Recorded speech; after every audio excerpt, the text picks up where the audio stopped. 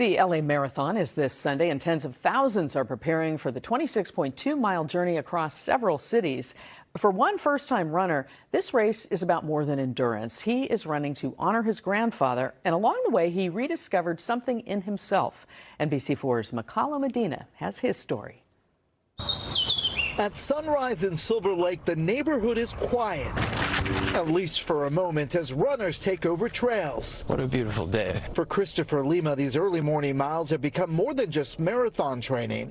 They've become a journey. This is to really honor my grandfather that passed away. Christopher signed up for his very first LA Marathon after losing his grandfather, who was diagnosed with Alzheimer's. Ciao, pessoal! He was 90 years old, an immigrant from Brazil, who Christopher says taught him a lot, especially about perseverance. Starting something hard and following it through to the end.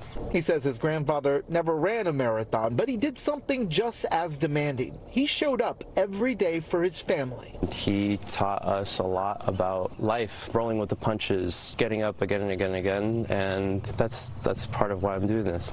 He laced up last summer, signed up with the McCourt Foundation to raise money for research in neurological diseases like Alzheimer's, and started training for the 26.2 miles, a daunting task for anyone, especially a first-timer. He documented almost every mile for the last 6 months, near beaches, through neighborhoods, through nature. When you started running, something unexpected happened, right? Yeah, it was like I started seeing LA with a different lens. Everything became bright. Right, because he says the last few months before training were sort of dark. Just wasn't as happy as I was when I first moved here. The full-time model who had been jet-setting between New York and LA for work says he felt out of whack with LA, didn't feel a connection with the people, and almost decided to leave. Until he started running. And that's when I realized sometimes it's not your environment that needs to change, it's how you move through it. Family! He says he found family right there in those runners, hitting the pavement around LA's 114 neighborhoods. From the hills of Silver Lake to the streets of Koreatown, mile after mile, the city, he says, began to feel personal again. LA's a beautiful place. There's so much more to LA. He says training certainly gave him time to think about his grandfather, about his own future, and about what home really means.